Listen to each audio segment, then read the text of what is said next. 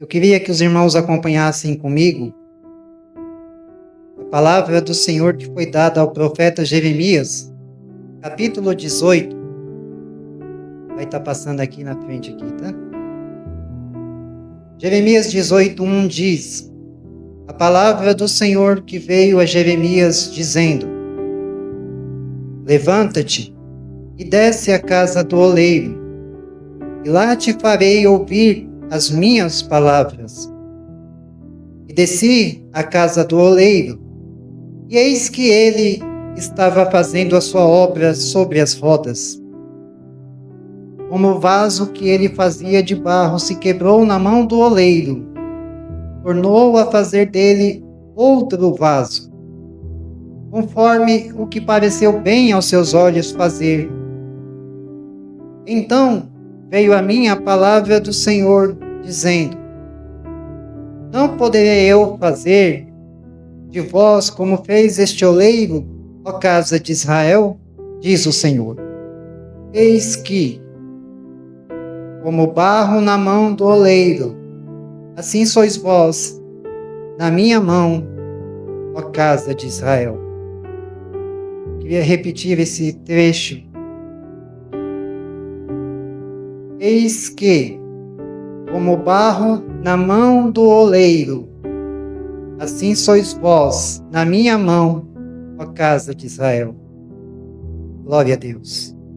Podeis assentar, irmãos, glorificando e exaltando ao nome do Senhor Jesus. Aleluia. Irmãos, Deus, através do seu Espírito, me impeliu desta responsabilidade de falar a respeito de um vaso na mão do oleiro. A palavra de Deus, irmãos, diz, para contextualizar, para nos contextualizarmos nesta noite, nós precisamos voltar um pouco no passado da Bíblia, no contexto remoto. Israel era dividida, reino do norte, reino do sul. O reino do norte era constituído de 10 tribos. O reino do sul era constituído de 2 tribos, das quais uma era Judá e a outra era Benjamim. O reino do norte, ele entra no estado de pecado, ele peca, ele idolatra ídolos acima nos montes, ele faz o que não se deveria fazer, que Deus menos gostava, era o que eles faziam. Chegaram ao ponto de oferecer os seus próprios filhos aos ídolos. E nós sabemos que a de Deus, ela tem um certo limite. Ela chega no limite. E Deus, através dos profetas, disse que os israelitas do reino do norte seriam levados cativos pela Síria. E foi isso que aconteceu. Judá, seus irmãos, no contexto próximo, eles não tomaram como exemplo o erro dos seus irmãos do reino do norte. Era para Judá ter olhado para o reino do norte. E era para Judá tomar como exemplo o que eles não deveriam fazer nunca em sua vida. Mas justamente o que eles não deveriam fazer foi o que eles fizeram. Ao qual os seus irmãos do reino do norte fizeram, Judá também fez no reino do sul. Ora, se levantava um rei piedoso, Israel, Judá prevalecia. E quando este rei piedoso partia para o Senhor, se levantava outro rei que não era piedoso, que não tinha o seu coração voltado para Deus. Judá retrocedia. E nessa gangorra de altos e baixos, Deus foi avisando através dos profetas que um dia Judá também seria levada cativa pelos babilônios. Mas mesmo Deus os avisando, eles não tomaram consciência do seu pecado, fizeram o que desagradava a Deus, pecaram, caíram, e infelizmente também foram levados cativos pelo rei Nabucodonosor de Babilônia. Agora, no contexto imediato, está o profeta Jeremias, homem levantado por Deus para falar à nação: eis que Babilônia está vindo. E com Babilônia, um juízo muito grande de Deus. Mas ao invés dos reis de Judá, dos homens de Judá, darem ouvidos para o profeta Jeremias, o que acontece? Eles duvidam da palavra que é dada pelo profeta Jeremias. Daí então, Judá é levada cativa por Nabucodonosor de Babilônia. Nós estamos incluídos agora no contexto imediato. Judá está cativa. Judá está oprimida. Judá está longe de sua pátria.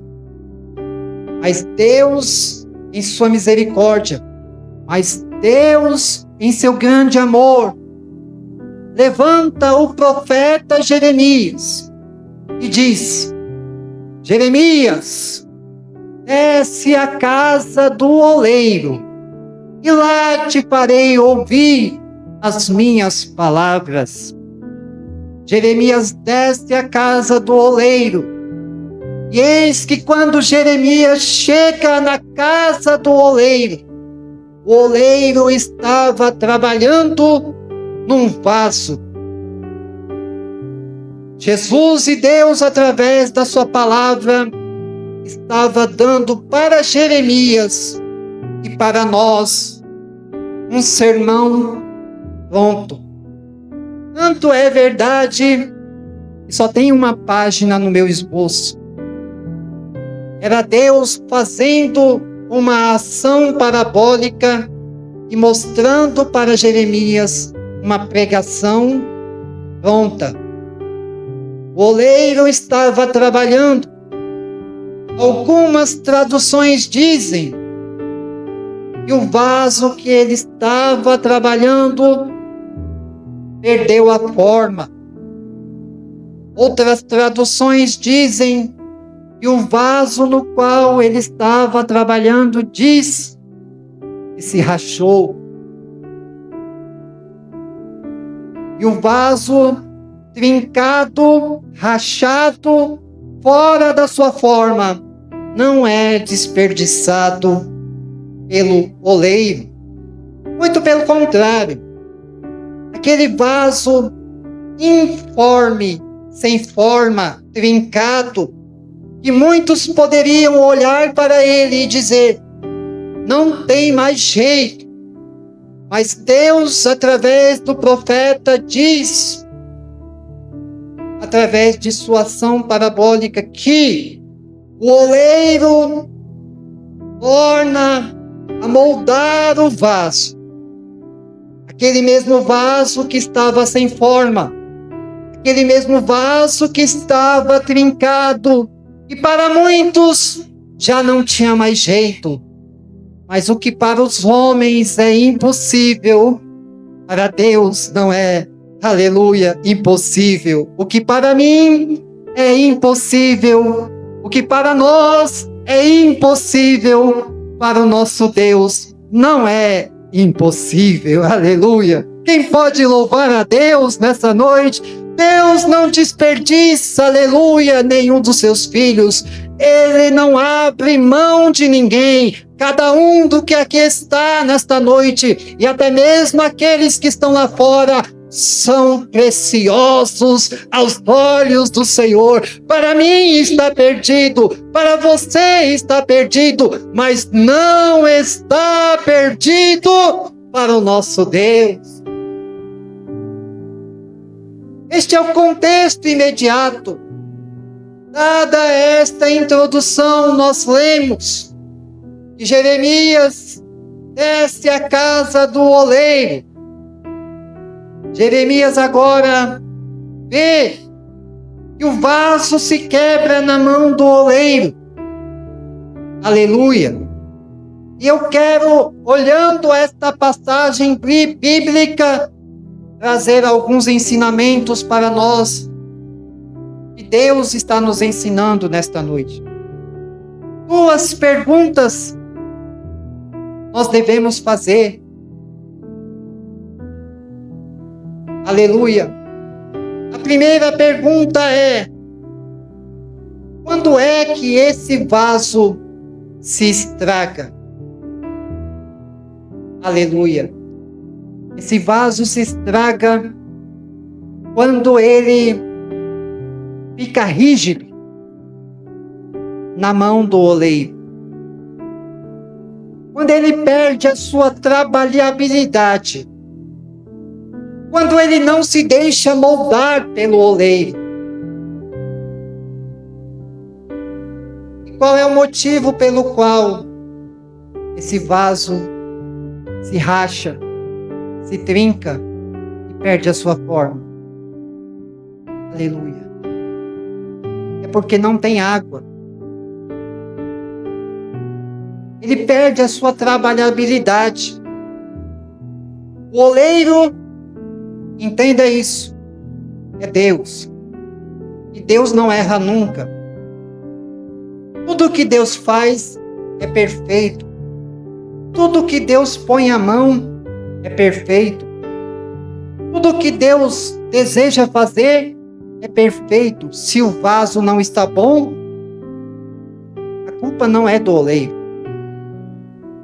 A culpa é do vaso, que é rígido, que não se deixa moldar pelo oleiro, que não se entrega nas mãos do oleiro. Entenda isso.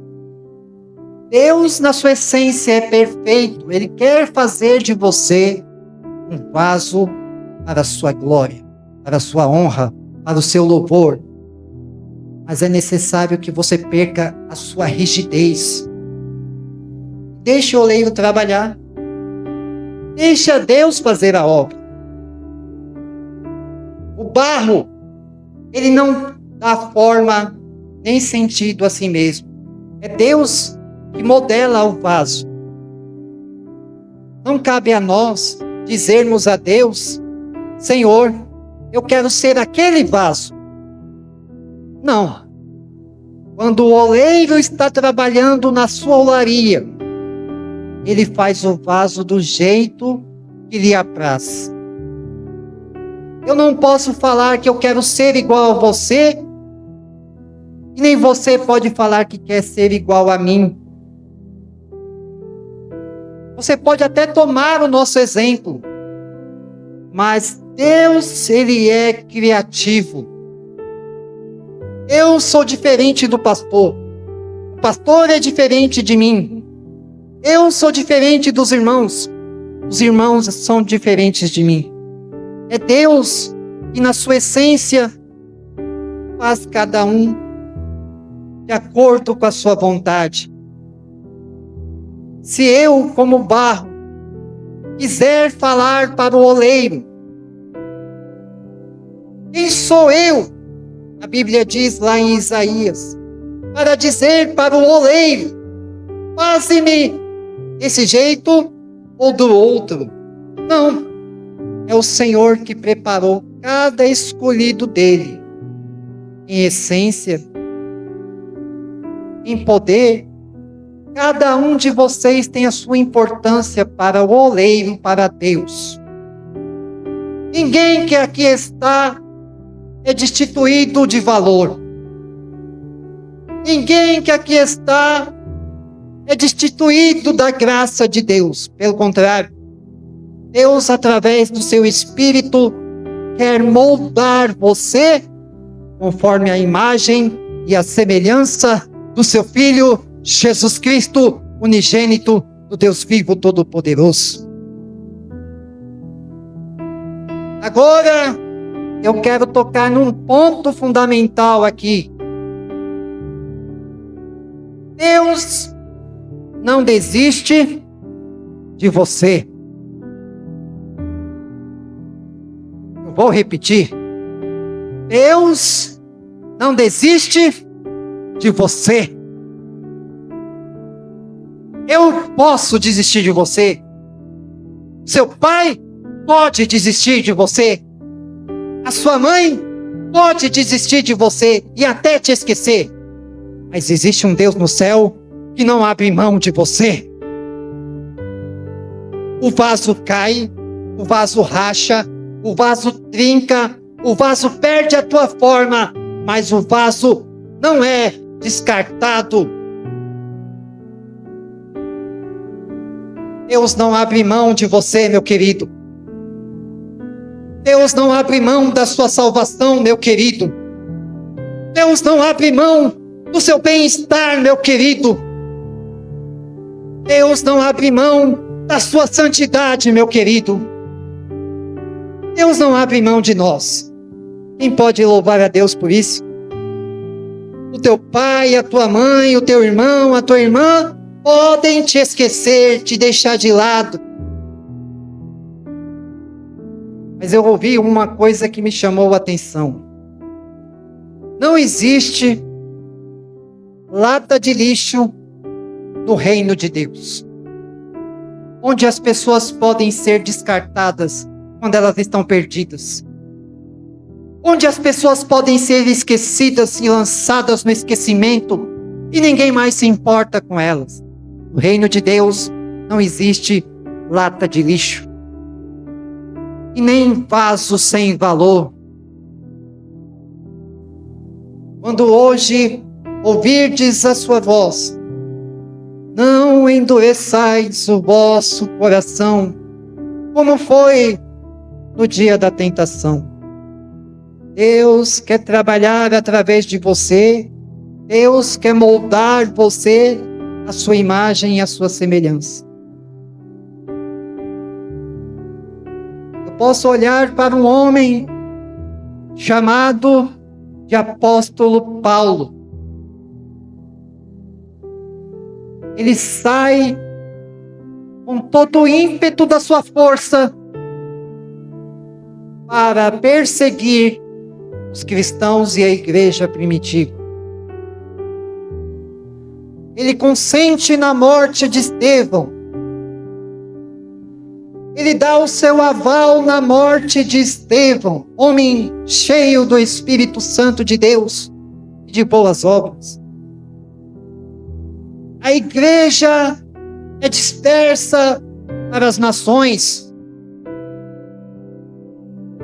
E ele sai com a faca nos dentes para perseguir mais os cristãos.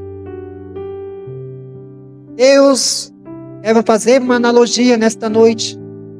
Olha lá do céu e diz: Paulo, você hoje é um vaso trincado, rachado, mas você tem jeito. Não está escrito na Bíblia, mas indiretamente é o que a Bíblia diz. Paulo sai com a sua comitiva, pega cartas com o sumo sacerdote e com os anciãos e sai para perseguir a igreja do Senhor. No caminho de Damasco, ele ouve uma voz do céu, ele vê algo resplandecente e ele cai. E a voz era do Senhor Jesus Cristo que dizia: Saulo, Saulo, por que tu me persegues? E Saulo, sem entender o que aquilo significava, pergunta: quem és tu, Senhor? Jesus se apresenta para ele. Paulo entra em Damasco, cego, sem poder enxergar. E Deus levanta um homem chamado Ananias. E diz para Ananias: vá até a rua, se não me falha a memória, chamada direita. Paulo está ajoelhado, orando. Você vai impor as mãos sobre ele e eu vou curá-lo. E Ananias diz para Deus: Senhor, até pouco tempo atrás, este mesmo homem vinha com cartas para nos perseguir. E o Senhor me manda ter com ele. O que Deus diz para Paulo é o que Deus está dizendo para nós nesta noite.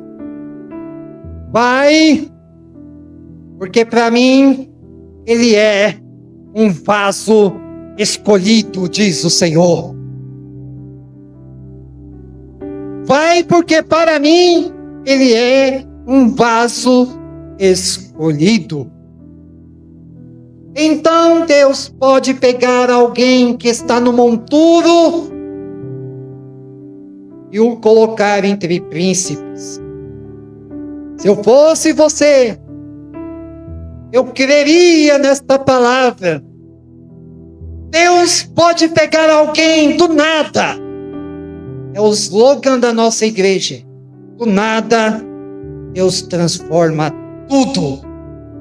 Quem recebe esta palavra nesta noite? Aleluia! Quem recebe aí? Do nada, Deus faz tudo. Eu vou te dar outro exemplo. Adão cai, Adão peca, e o que Deus faz? Vai atrás do pecador e diz: Adão, onde estás?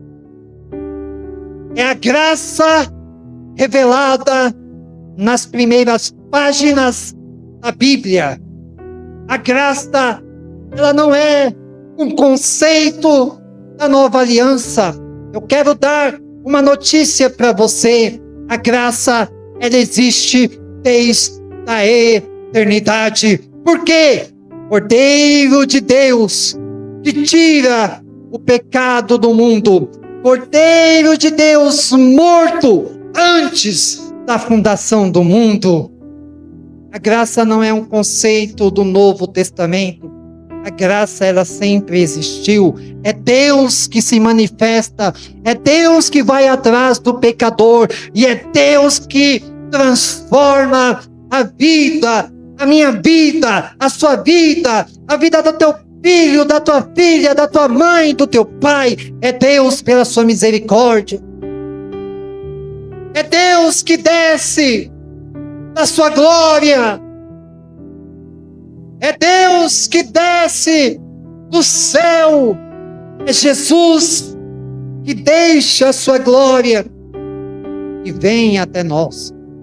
Assume a forma humana, morre uma morte de cruz, ressuscita, salva-nos pela sua misericórdia e ascende aos céus. E é esse mesmo Jesus que dos céus, ele intercede por cada um de nós. Quem pode adorar a Deus aí? Deus não faz remendos. Vou repetir. Deus não faz remendos.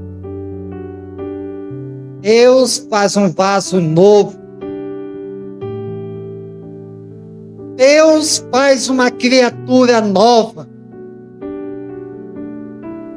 Deus não faz remendos, porque o que Deus faz é perfeito. Deus pega algo trincado coloca em suas mãos aquilo que era trincado e aquilo que era problemático, nas mãos de Deus vira um vaso de honra. Aleluia. Imagine uma casa de madeira.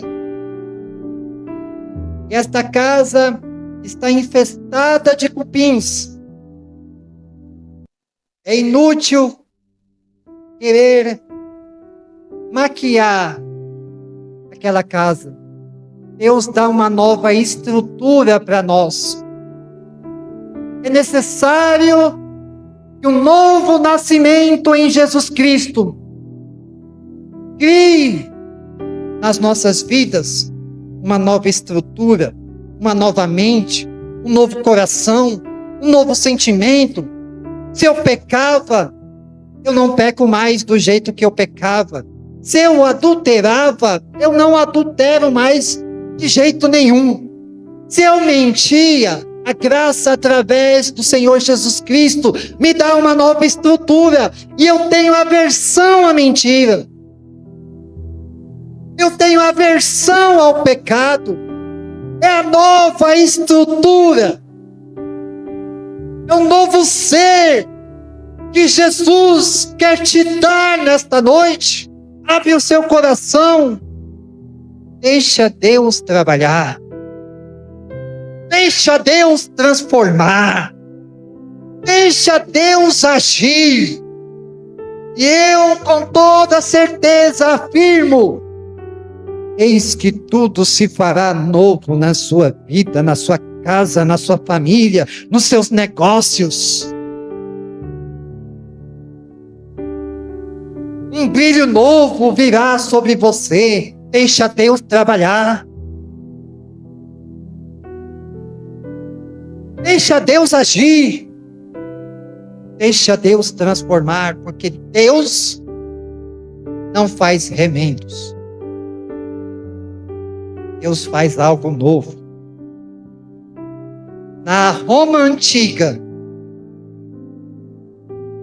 os imperadores, os nobres, apreciavam a arte. Muito da influência da Grécia. Eles apreciavam esculturas. E eles chegavam aos artesãos e solicitavam que uma escultura fosse feita. A Itália é até hoje o lugar onde tem mais arte no mundo. E aquela estrutura que era feita, aquela escultura, se porventura existisse algum defeito, alguma fissura, alguma trinca, o artesão que era desonesto, ele não começava do zero. Ele maquiava aquela escultura com cera. Ele colocava cera e quem olhava de fora dizia: esta é uma bela escultura e uma obra de arte muito bela. Mas o artesão sabia que aquela escultura não resistiria às intempéries do tempo e do calor. Aquela pessoa que havia encomendado aquela obra de arte, levava para sua casa.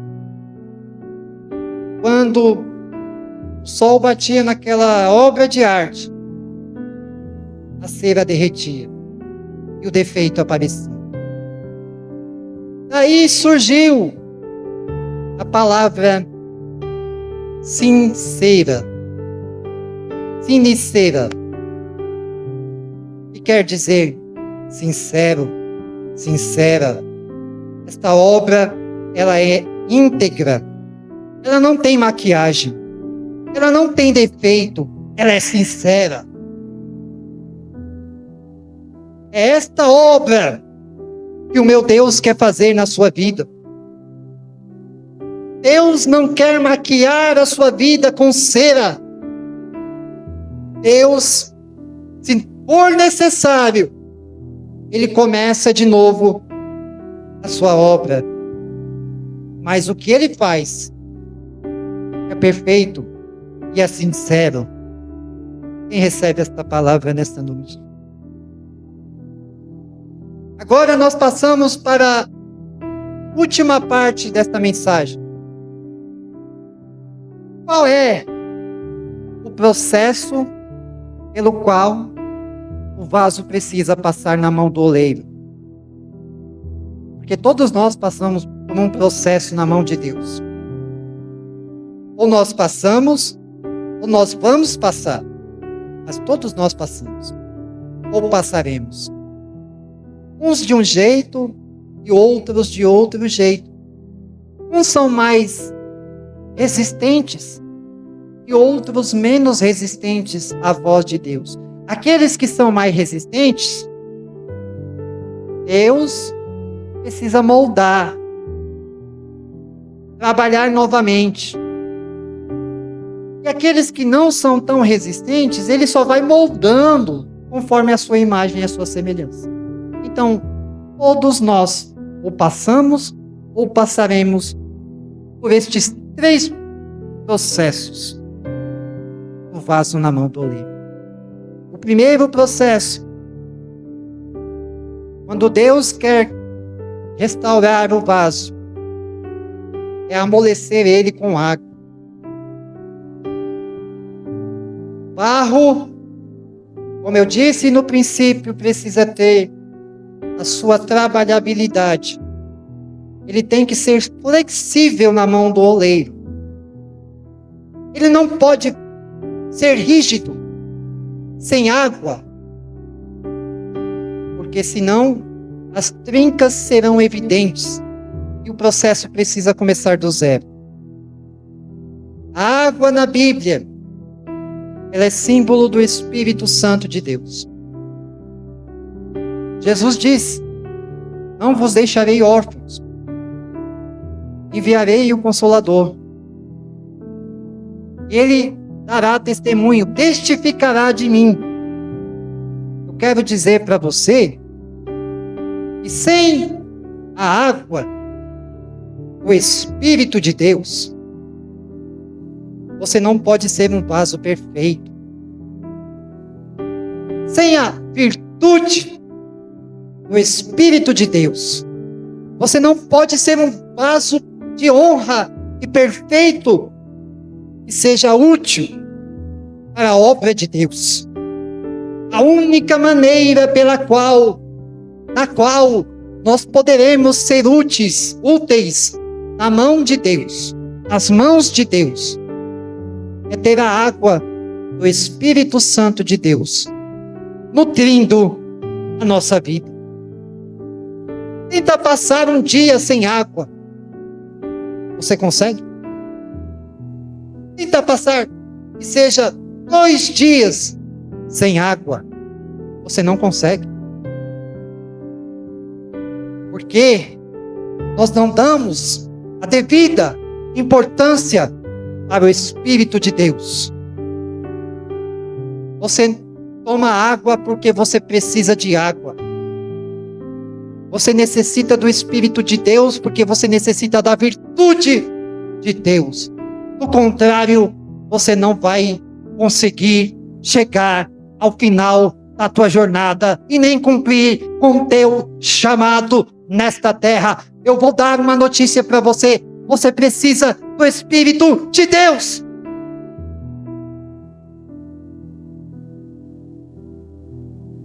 Você precisa do Espírito de Deus. O segundo processo pelo qual o vaso passa na mão do oleiro é justamente nas mãos do oleiro. Às vezes dói. Se o vaso pudesse gritar, ele gritaria: está doendo, Senhor. Mas como disse Davi, eu prefiro cair na mão de Deus, porque sei que Deus é misericordioso, do que cair na mão dos homens. Está doendo, mas é na mão de Deus. O processo é doloroso, mas você está nas mãos certas. Você está nas mãos do Deus Todo-Poderoso. Deixa Ele trabalhar. Às vezes Ele vai apertar e você vai dizer, ai, está doendo, mas deixa Deus trabalhar. Ele está construindo algo lindo. Deixa Deus trabalhar, mesmo que esteja doendo. O processo, ele é doloroso. Jesus disse, no mundo tereis aflições, mas tende bom ânimo. Jesus venceu o mundo. Aleluia. Davi, ele era um homem segundo o coração de Deus. Mas na mesma medida que ele era um homem que se entregava a Deus, por pelo menos 2 ocasiões, ele foi um homem que na mesma proporção, ele subia, ele caía. Certa feita, as pessoas conhecem a história.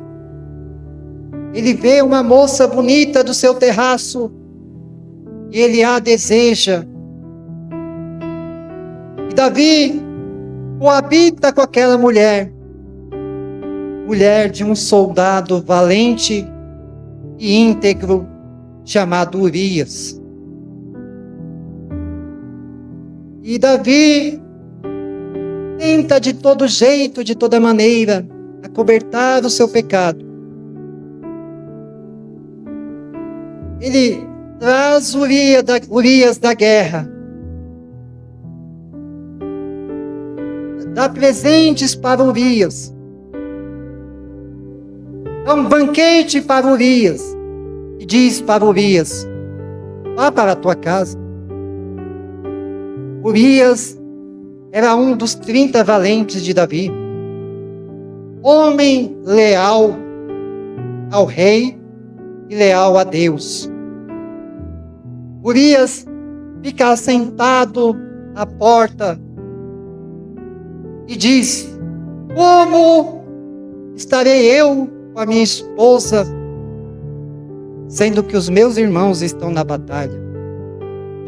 E Davi até naquele momento descobre que não haveria uma solução mais adequada que não fosse a morte de Urias. E Davi manda uma carta enviada para Joabe. E quem leva a carta e dizia que Urias deveria ser posto onde a batalha estivesse mais pesada, era o próprio Urias. Urias levou a sua sentença de morte. Outra vez, Deus não havia pedido que Davi levantasse o número dos filhos de Israel. E Davi, desobedecendo às ordens do Senhor, fala para Joabe que vá fazer um levantamento de quantos israelitas existiam. E Deus levanta um profeta. E Deus diz para Davi escolher 3 coisas, 3 castigos. O primeiro castigo era 7 anos de fome para a tua terra. Davi deveria escolher entre 7 anos de fome na terra, 3 meses dos seus perseguidores, dos seus inimigos, os perseguindo, ou 3 dias de peste na sua terra.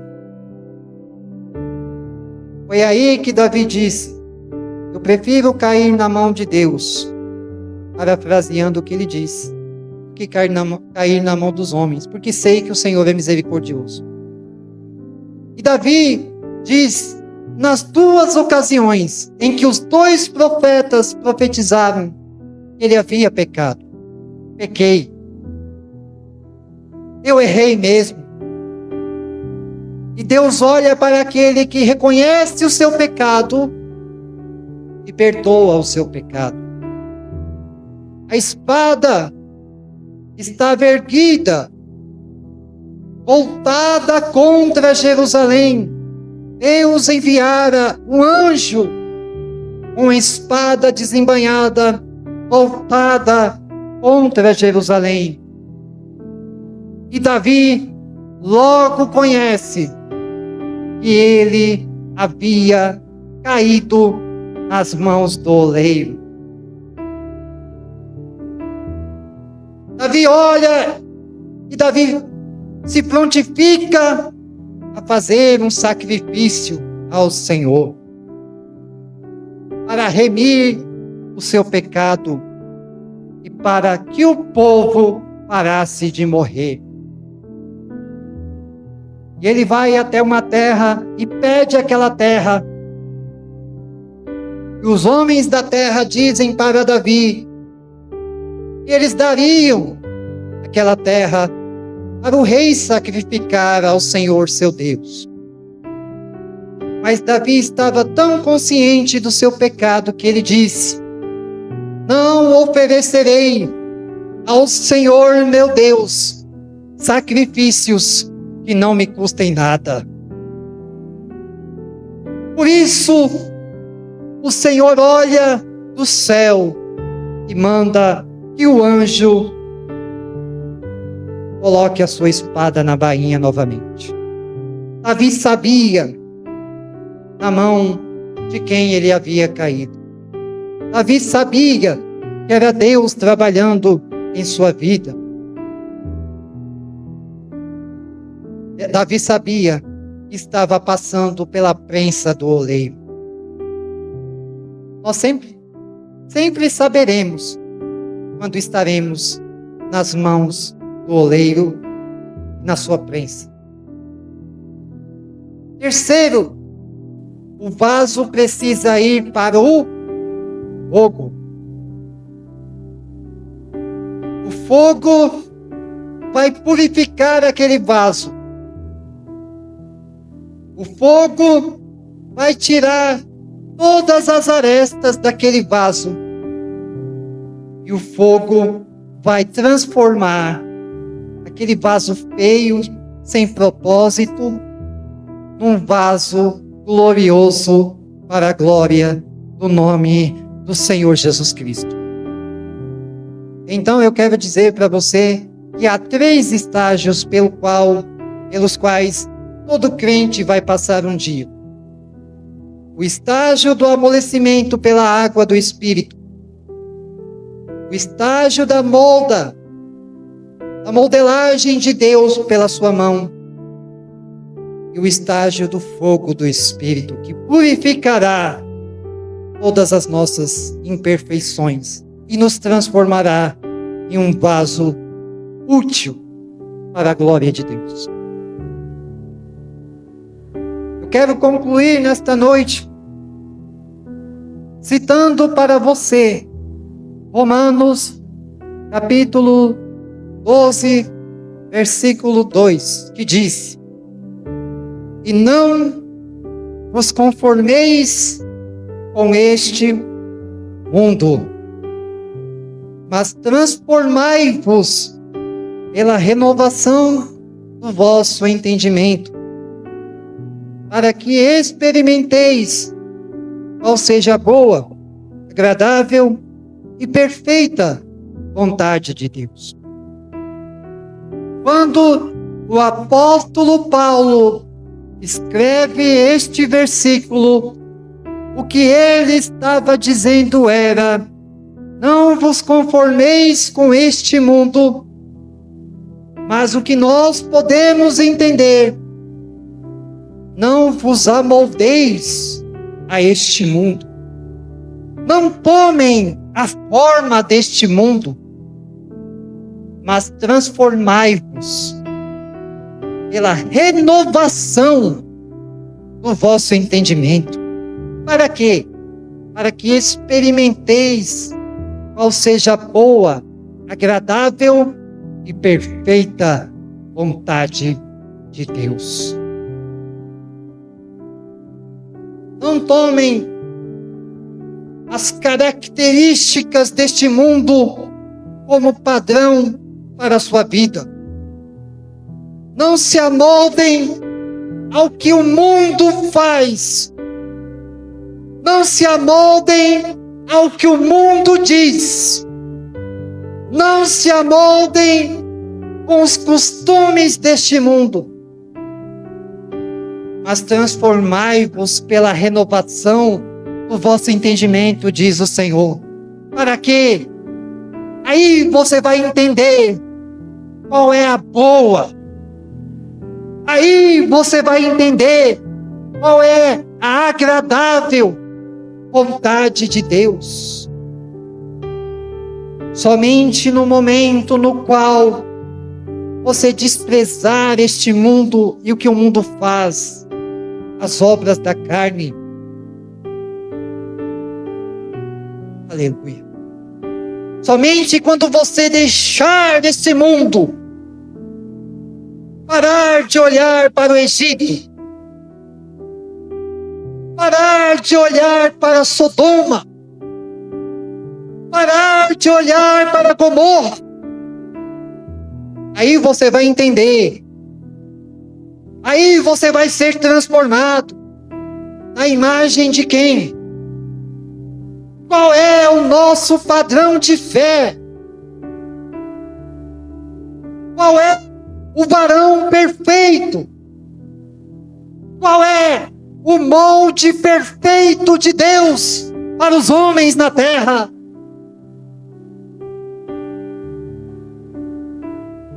Ele está à direita de Deus Pai Todo-Poderoso. Ele é o varão perfeito. Ele é o exemplo perfeito e fidedigno de Deus. Você quer conhecer a Deus? Olhe para Jesus.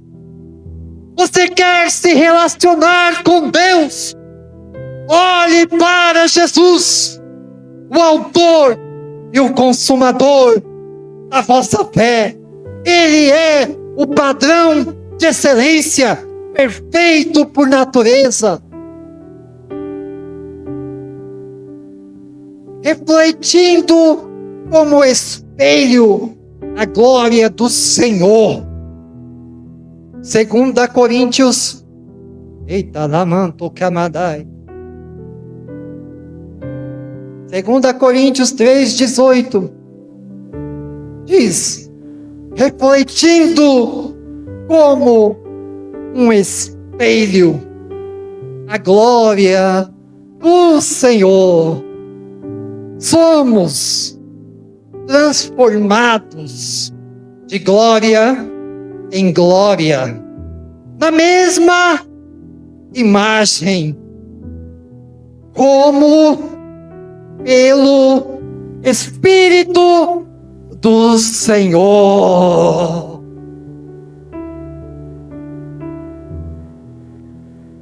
Deus quer que você e eu reflitamos a glória de Deus como espelho, através do nosso testemunho de fé. As pessoas têm que olhar para nós e dizer: lá vai um homem de Deus. As pessoas têm que olhar para nós e dizer: lá vai uma mulher de Deus que reflete a glória de Cristo nesta terra. Aquele ali é diferente. Aquela ali é diferente. Ele fala de um jeito especial. Ela fala de um jeito especial. Eu gosto de ouvir ela. Eu gosto de conversar com ela. Ela está refletindo como um espelho a imagem e a semelhança do Senhor Jesus Cristo. Este é o plano original de Deus para você. Que você reflita como um espelho a glória de Jesus na terra. Quando você achar que não é ninguém, quando você se sentir fraco, quando você se sentir impotente, desanimado, lembre-se que como um espelho, você reflete a glória de Deus. Este é o plano original de Deus para você. Quem aqui vai refletir a glória de Deus a partir de agora? Aleluia. Quem aqui vai sair transformado em um novo vaso nesta noite? Levanta a mão aí. Eu vou sair daqui diferente hoje. Eu não vou sair daqui do mesmo jeito com o qual eu entrei. Eu vou sair daqui renovado. Eu vou sair daqui transformado. Eu vou sair daqui diferente. Eu vou sair daqui refletindo a glória de Deus.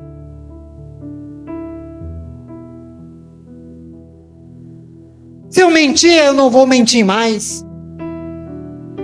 Se eu roubava, deturpava ou fazia qualquer coisa, não farei mais, porque eu estou refletindo a glória agora. Agora eu sou diferente, eu sou um novo homem, porque este é o plano original de Deus. Me permita dizer somente mais esta expressão.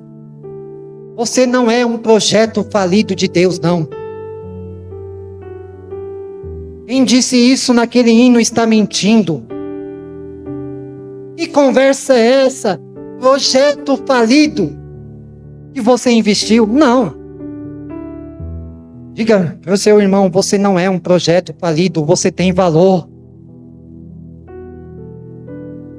Nós cantamos com a nossa boca, mas nós não cantamos com o nosso entendimento e com o nosso intelecto.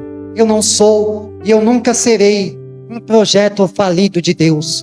Você não é e você nunca será um projeto falido de Deus. Por quê? Quando Deus quis te criar, Ele diz, lá em Gênesis, façamos o homem segundo a nossa imagem e conforme a nossa semelhança. Agora, eu te pergunto, Deus é um projeto falido? Não. Deus não é falho em seus projetos. Ele nunca fez algo que não fosse muito bom. Porque foi isso que ele disse. Para tudo Deus disse que era bom. Mas quando ele fez um vaso, aleluia, quando ele fez o homem, ele diz, é muito bom. Deus, Ele te ama. Esse mundo sem você, para Deus, não faz sentido. Faz tanto sentido que Deus te ama, que Ele enviou o que Ele tem de mais precioso, que é o Senhor Jesus Cristo. De tão especial que você é para Deus. Você nunca foi e nunca será um projeto falido de Deus. Você é um projeto que deu certo na mão de Deus. Você é um projeto que já deu certo na mão de Deus. Eu quero liberar essa palavra de Deus sobre a sua vida hoje. Você já deu certo, porque você é um projeto para a glória de Deus. Que Deus te abençoe. Louvado seja Deus.